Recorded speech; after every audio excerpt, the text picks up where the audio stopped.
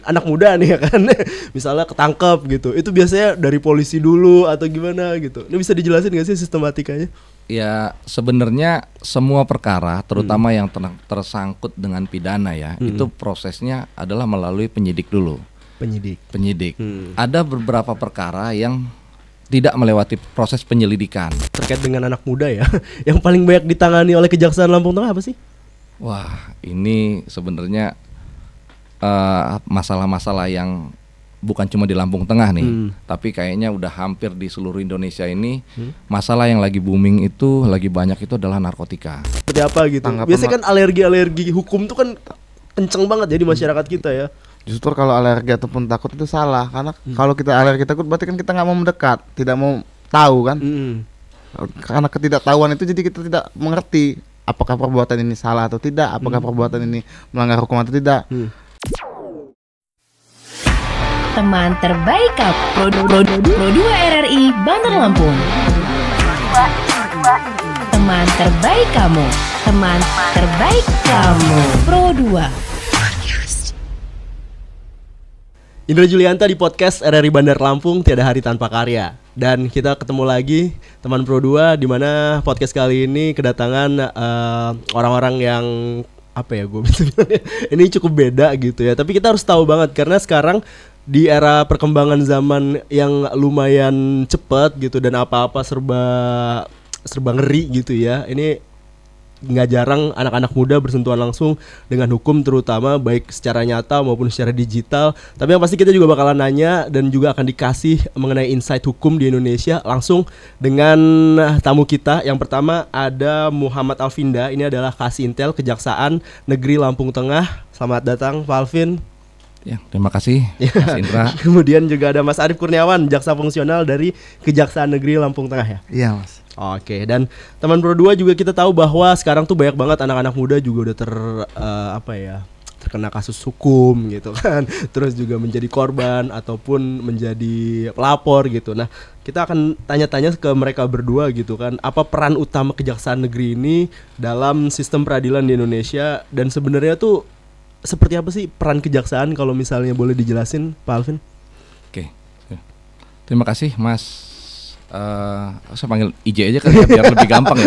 Indra kayaknya agak kepanjangan. Boleh, terserah. Manggil sayang juga boleh gitu sih, boleh gitu manggil sayang. Sempatan ya. Oke, Mas IJ, jadi sebenarnya fungsi utama dari kejaksaan itu adalah sebagai penuntut umum. Artinya mahkota dari kejaksaan itu adalah selaku penuntut umum. Jadi bisa dibilang tugas utama dari jaksa penuntut dari jaksa itu adalah menuntut. Jadi yang menuntut ini dalam artian menuntut dalam hal perkara ya, terutama perkara pidana ya. Kalau misalnya nuntut nafkah nggak bisa. Mungkin kalau yang cewek bisa menuntut sama suaminya mungkin. Nah, tapi di luar gitu juga nggak bisa ya. Jangan dong. Nanti saya bingung baginya. Oke, jadi selain dari tugas penuntutan tadi, kejaksaan juga ada tugas-tugas lain yang sudah diatur dalam undang-undang, terutama diatur dalam Undang-Undang Nomor 16 Tahun 2004. Itu sudah dirubah dan diperbarui jadi Undang-Undang Nomor 11 Tahun 2001. Itu tugas-tugasnya ada di pasal 30 huruf A, B, C sampai dengan D. Itu antara lain yang pertama penuntutan, terus yang itu dibawahi oleh bidang pidana umum dan pidana khusus. Terus selain itu kita ada penelusuran dan perampasan aset, itu ada badan tersendiri di bawah kejaksaan juga. Jadi badannya adalah namanya Badan Pemulihan Aset. Itu sampai dengan saat ini itu sudah menjadi bagian tersendiri di kejaksaan gitu. Oke. Untuk melengkapi kejaksaan. Selain itu juga di bidang intel juga kita ada tugas khusus untuk dalam upaya-upaya pencegahan, sosialisasi maupun tugas-tugas yang lain yang diatur oleh undang-undang. Selain juga sebagai penyelidik dan penyidik. Okay. Mungkin itulah sebagiannya, karena ada juga dari bidang tata usaha negara, itu kita sebagai pengacara negara. Jadi kita bisa mewakili negara ataupun perangkat negara yang sedang menghadapi persoalan hukum, baik itu dengan negara lain ataupun dengan warga negara kita sendiri. Oke. Nah ini juga akan menjadi sebuah pertanyaan basic gitu ya bagi anak-anak muda yang suka bingung nih. Sebenarnya bedanya hukum pidana, perdata kan ada yang kayak gitu ya. Secara garis besar tuh seperti apa sih Pak Alvin? Kalau hukum Kalau bisa langsung aja ya, karena ini ditanya apa namanya secara garis besarnya aja saya jelasin ya. Kalau hukum pidana itu dia lebih ke hukum yang sifatnya publik. Artinya ada kepentingan publik yang dilanggar di situ. Tapi kalau hukum perdata itu lebih ke private. Artinya hukum apa namanya ada hak-hak perseorangan yang dilanggar. Dalam ini hal personal ke personal biasanya kalau personal perdata. ke personal bisa, tapi dari apa namanya dari badan ke personal juga bisa gitu. Badan, Nah, atau misalnya organisasi ke personal gitu. Itu perdata. Itu perdata. Oke. Tapi kalau misalnya pidana itu misalnya dia udah mengganggu ketertiban umum, terus apa namanya sifatnya publik lah. Apa namanya Mencuri gitu. Mencuri itu kan mengganggu ketertiban umum tuh. Terus juga misalnya pembunuh Pengerusakan bisa. kan Bapak belum ditanya. Silakan Pak jelaskan. Nggak apa-apa kalau mau di itu.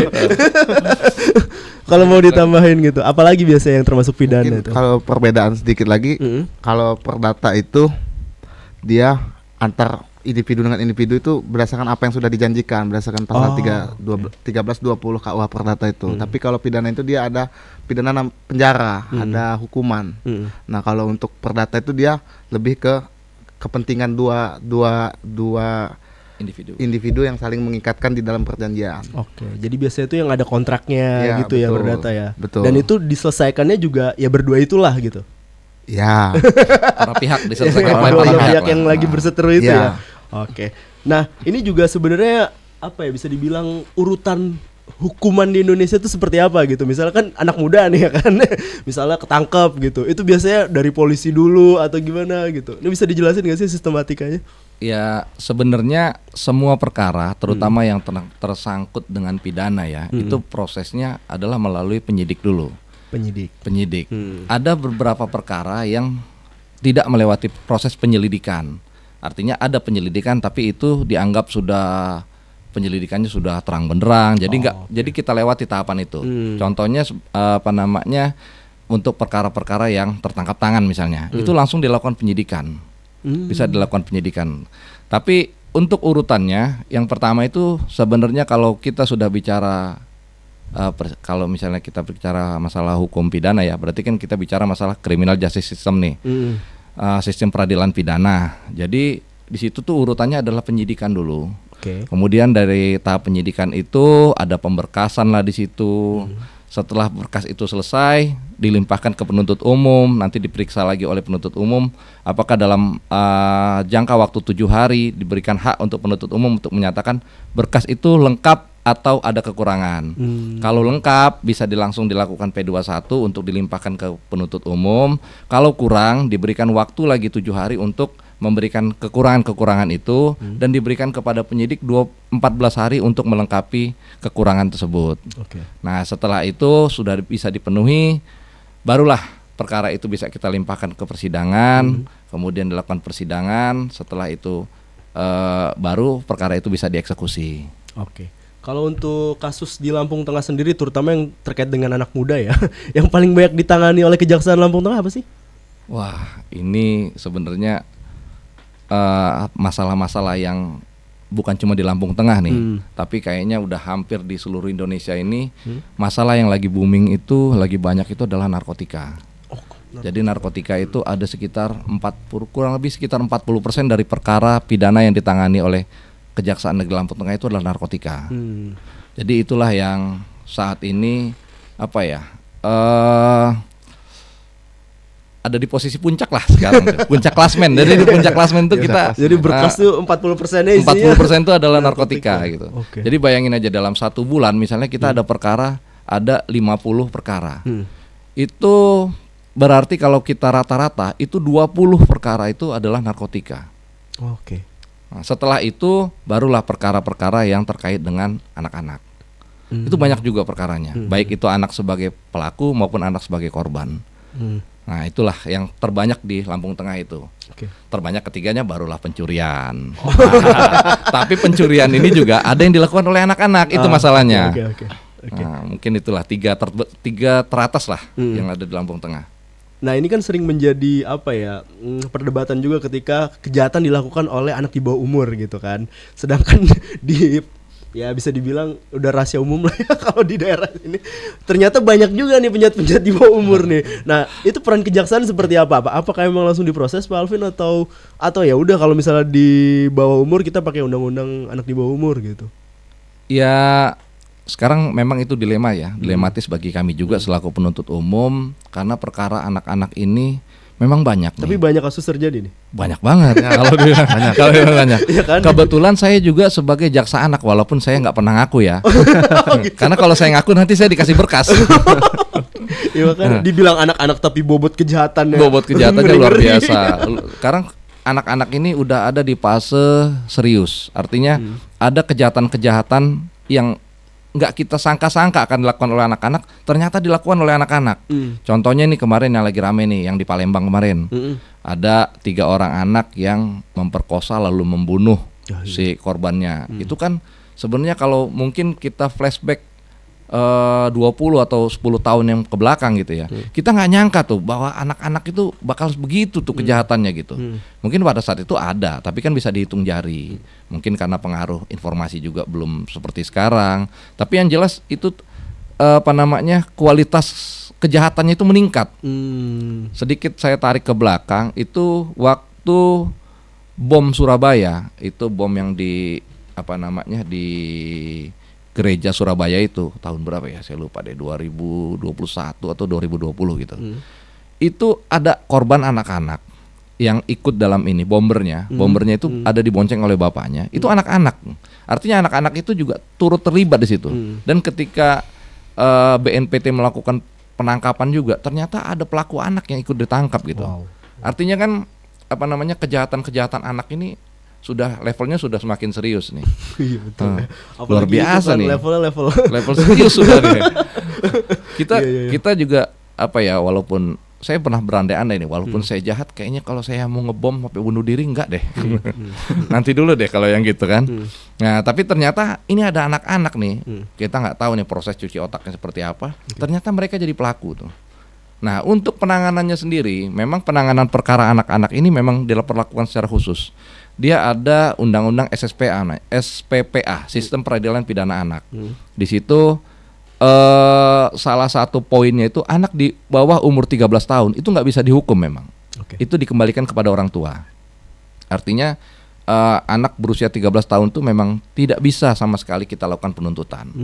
Jadi kemarin yang sempat rame itu mungkin kurang sosialisasi atau mungkin masyarakat banyak itu memang tidak tahu bahwa anak umur 13 tahun itu tidak bisa dihukum gitu.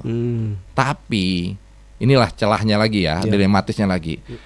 Pelaku-pelaku kejahatan itu tahu celah ini gitu.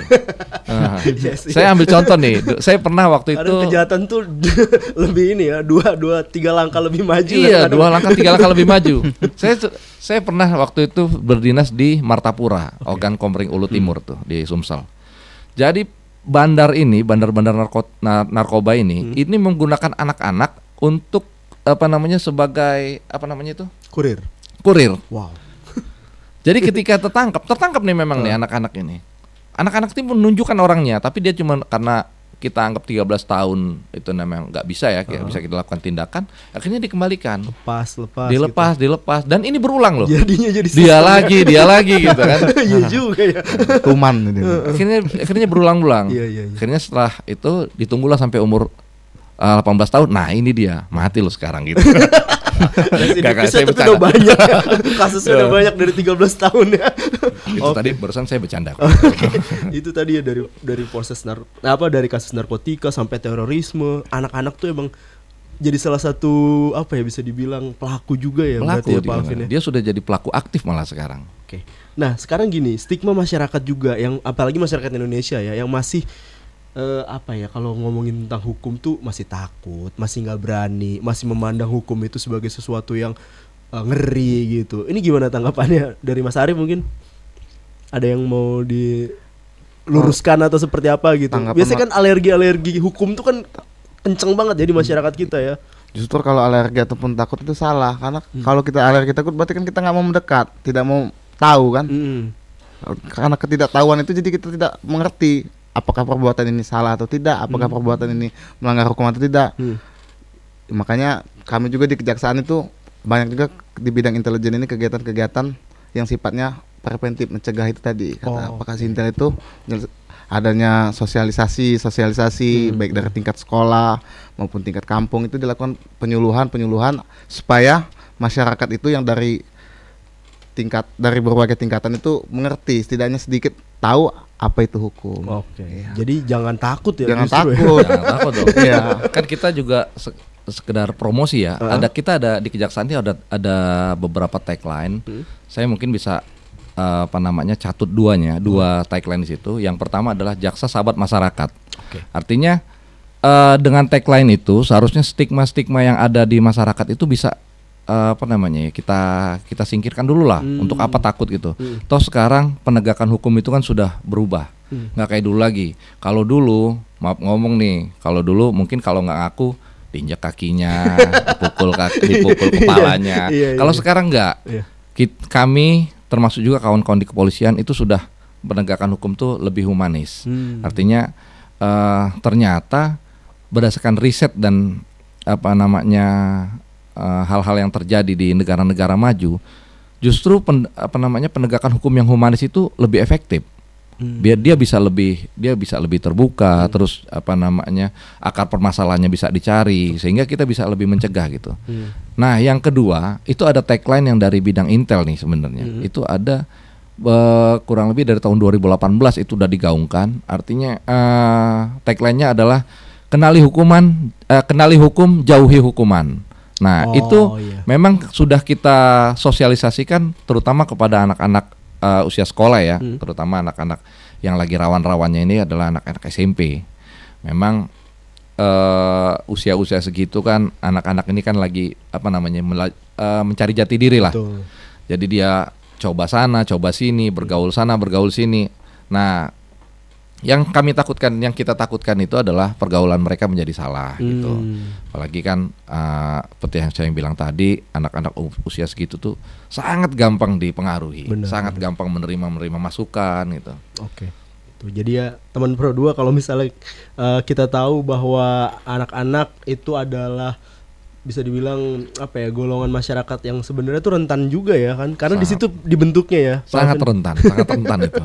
Dan ternyata banyak banget kasusnya juga gitu. Nah, sekarang tantangan terbesar yang dihadapi deh oleh Kejaksaan Negeri terutama Lampung Tengah ya dalam proses hukum yang melibatkan anak gitu, apa aja? Seperti yang tadi dijelaskan oleh Mas IJ tadi, artinya masyarakat ini takut gitu untuk kenal dengan kejaksaan gitu, kenal dengan hukuman, nggak mau belajar gitu. Jadi itu salah satu tantangan besar tuh buat kami ya. Apalagi Intel ini kan memang seperti yang dikatakan oleh Arif tadi, kita lebih mengedepankan preventif nih, pencegahan. Tapi ketika mereka nggak mau dengar, ketika mereka lebih tertarik pada hal-hal yang lain nih, misalnya gadget misalnya, itu memang kita agak sulit membendungnya gitu. Karena pengaruh gadget ini kan luar biasa nih. Kita nggak bisa nih, sekarang kejadian di Rusia nih, 1 detik 1 menit kemudian itu semua udah dilihat tuh, seluruh dunia udah tahu gitu kejadian itu. FYP dia. FYP ya, viral. Oh gitu. Itu FYP itu viral. Saya baru tahu deh. Angkatan lama nih. Jangan pakai istilah yang gitu dong. Gitu. Terus juga saya lanjutin juga terus salah satu tantangan yang kami hadapi juga adalah stigma masyarakat tadi itu. Artinya masyarakat ini menganggap tabu lah gitu permasalahan gitu. Makanya saya lebih bicara masalah korban tindak pidana ya, terutama anak-anak perempuan, korban perkosaan, korban perundungan, bullying ya, bullying ataupun korban narkotika nih, misalnya orang anak-anak ini kan ada yang kadang-kadang dicoba dulu, disuruh coba dulu gitu. Ujungnya nanti mereka jadi ketagihan. Itu kan kita anggap korban itu sekarang, korban dari tindak pidana narkotika tuh. Nah, dari pihak korban, baik itu keluarganya ataupun itu korban itu sendiri, itu malu untuk konsultasi, menceritakan masalahnya, atau untuk mengadu lah gitu.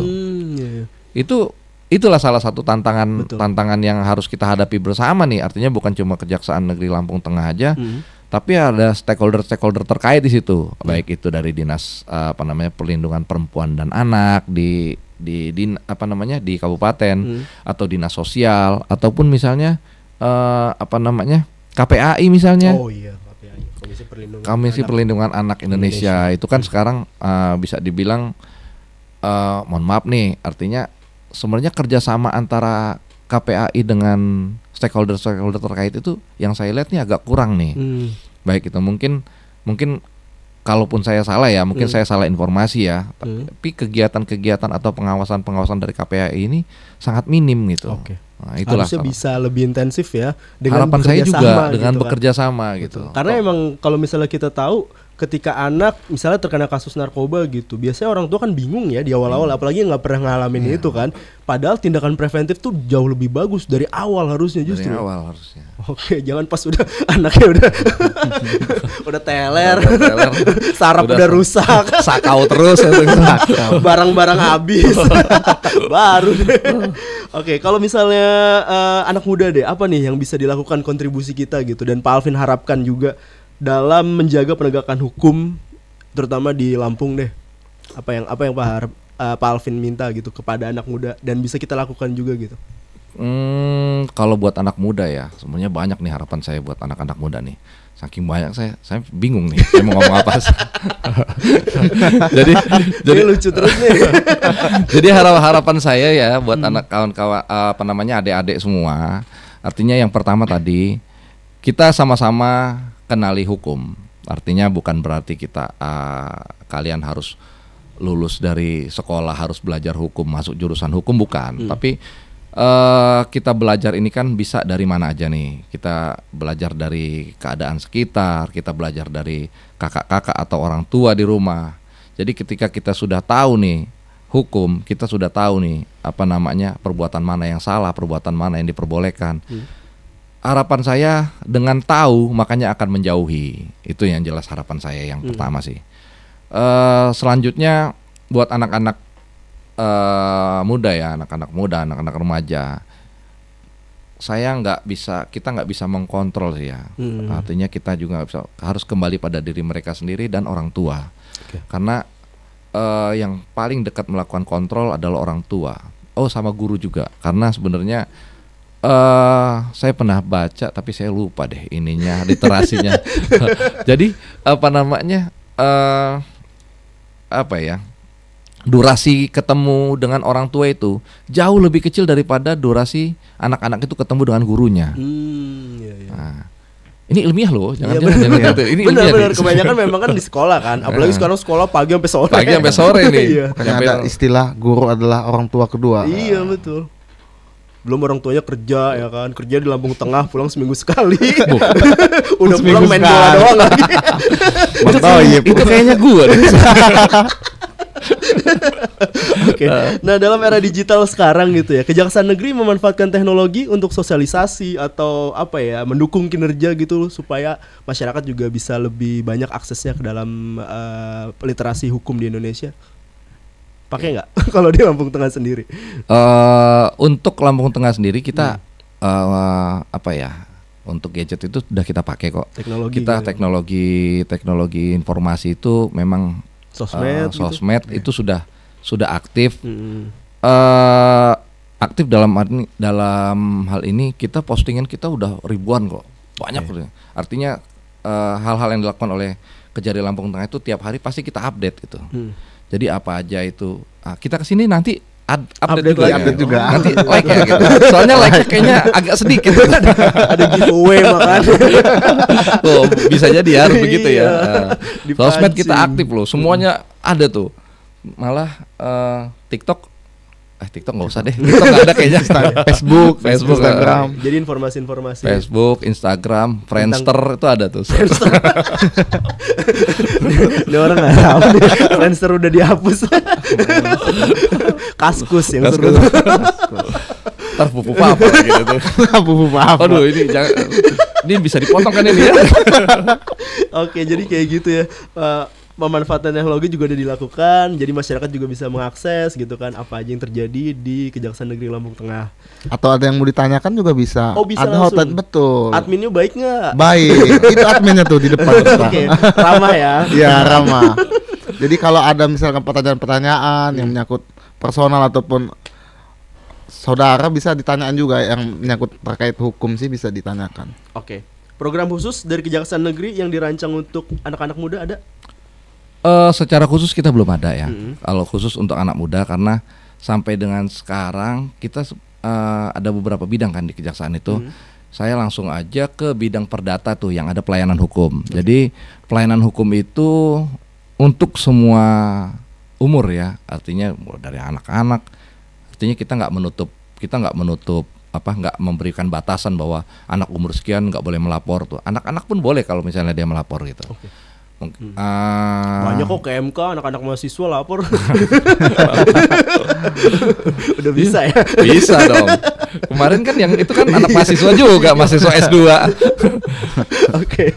Efeknya luar biasa kan? Luar biasa. Jadi kita ada, kalau di bidang perdata itu ada pelayanan hukum. Pelayanan hukum itu kita bisa konsultasi, nanya, melapor gitu kan. Atau mencari mencari solusi dari permasalahan. Itu nggak apa-apa, datang aja ke Kejaksaan Negeri. Itu gratis kok. Dan ada waktu-waktu tertentu memang kita konsultasinya itu keliling gitu. Waktu-waktu tertentunya ya memang nggak bisa kita nggak bisa kita tentukan ya. Kadang-kadang lagi mau, kesana yuk, jalan aja gitu kan. Oke.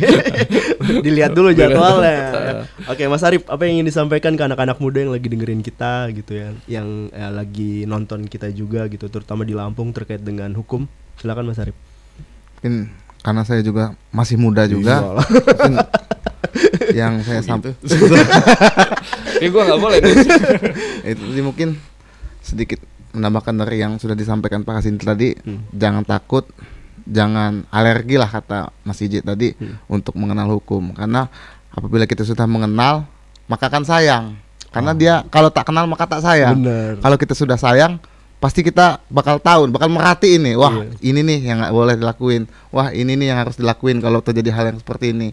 Jadi koridor hukum ataupun sistem hukum yang sudah berjalan di Indonesia ini, kita juga bisa kita bisa ikut memajukan, dan kedua juga kita bisa terhindar dari hukum. Oke. Jadi nanti kalau misalnya tapi nggak mesti harus kuliah hukum ya. Iya benar. Karena ya itu tadi bisa kita dari HP pun kita bisa belajar kan. Betul. Dari YouTube, dari Google bisa belajar. Oke. Jadi nanti nggak dibohongin ya kalau tiba-tiba kita kenapa gitu kan. Tiba-tiba ancam kasus-kasus. Iya. Karena pasal-pasal ngada-ngada. Iya, ngada-ngada. Karena kalau yang menurut saya yang bisa terkena kasus terorisme itu seperti tadi anak di bawah umur itu tadi, yaitu karena kurangnya edukasi sih, kurangnya edukasi, wawasan mereka, dan mereka juga pasti diiming-imingi kan, biasanya diiming-imingi dengan agama lah segala macam itu. Jadi karena kurangnya pengetahuan itu tadi sih. Oke. Pak Alvin, singkat kira-kira apa yang ingin disampaikan? Apa ya yang mau saya sampaikan ya? Artinya sekali lagi, kalau saya sih mengharapkan jangan alergi dengan kejaksaan, karena kejaksaan sendiri itu sudah berubah. Artinya penegakan hukum kami lebih humanis, kami lebih mengedepankan preventif, terus juga untuk perkara-perkara tertentu juga kita selesaikan di luar persidangan. Artinya hal-hal itu lebih diharapkan oleh pimpinan-pimpinan kami, lebih mendekatkan kami ke masyarakat luas gitu sebenarnya gitu. Oke, baik, terima kasih Muhammad Alvinda ini kasih intel Kejaksaan Negeri Lampung Tengah, dan juga Mas Arif Kurniawan sebagai jaksa fungsional. Thank you banget udah mau ngobrol, dan juga akhirnya kita punya insight yang lebih fresh gitu ya tentang kejaksaan dan juga anak-anak muda terutama di Lampung. Dan yang pasti juga teman Pro 2 untuk selalu ikutin konten-konten kita dengan cara download RRI Play ataupun dengerin kita di radio frekuensi 92,5 Pro 2 Bandar Lampung. Gue Indra Julianta undur diri, dan kita ketemu lagi di konten selanjutnya. Tiada hari tanpa karya. Bye-bye. Teman terbaik Pro 2 RRI Bandar Lampung. Teman terbaik kamu. Teman terbaik kamu.